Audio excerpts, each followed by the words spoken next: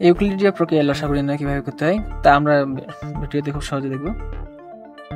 ইউক্লিডীয় প্রক্রিয়ায় লসাগু নির্ণয়ের সময় আমাদের দেখতে হবে সবচেয়ে ছোট মৌলিক সংখ্যা আছে 2। 2 দিয়ে আমরা শুরু করবো। 2 দিয়ে এখানে বিভাজ্য যদি কমপক্ষে 2টা যায় তাহলে ভাগ করবো আমরা। এখানে 2 দিয়ে যাচ্ছে 3টাই, তাহলে 2 দিয়ে ভাগ করি। 2 15 30, 2 18 36, 2 2 4 0। এবার আমরা দেখবো 2 দিয়ে ভাগ যাচ্ছে কয়টা। 2 দিয়ে ভাগ যাচ্ছে একটা, 2টা জোড় সংখ্যা যেহেতু, তাহলে 2টাকে ভাগ করবো আমরা 2 দিয়ে। তার 15 থেকে যাবে, 2 9 18, 2 10 20। তারপর আমরা দেখতে পাচ্ছি 2 দিয়ে আর ভাগ যাচ্ছে না, এবার 3 দিয়ে নেব আমরা। 3 দিয়ে 2টা যাচ্ছে, 3 5 15, 3 3 9, আর এখানে 10 থেকে গেল।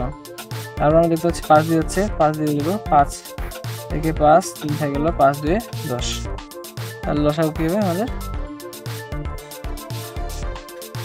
লসাগু হচ্ছে 2 গুণ 2 গুণ 3 গুণ 5 গুণ 3 গুণ 2। 2 দিয়ে 4 3 12, 12 5 60, 60, আর এখানে হচ্ছে 6, 3 দিয়ে 6 36, 360। তাহলে আমাদের লসাগু হচ্ছে 360। ইউক্লিডীয় প্রক্রিয়ায় খুব সহজে লসাগু।